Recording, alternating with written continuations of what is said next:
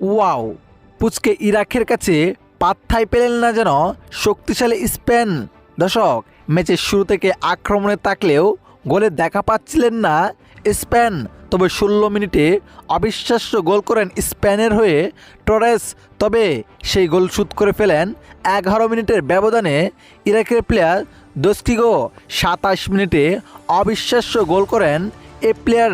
এতে হাফ এনারের আগে 1-1 গোলে ড করেন তারা।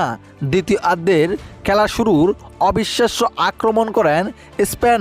বলাই যায় ইরাকের গোলকে অবিশ্বাস্য সেভ দিয়েছে, কেননা প্রত্যেকটি মিনিটে মিনিটে আক্রমণ করেছেন স্পেন, কিন্তু কোনো গোলের দেখা পায় নাই তারা।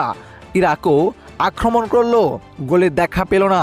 পুরো 90 মিনিট খেলে 1-1 গোলে থাকেন দুনো দল। এতে ম্যাচটি ড হয়।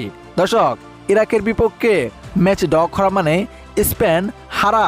এক কথায় যে স্পেন কিনা বিশ্বকাপ জেতার মতো শক্তিশালী দল, এই দল পুচকে ইরাকের কাছে ম্যাচ ড করা মানে ম্যাচ হারা, একই কথা।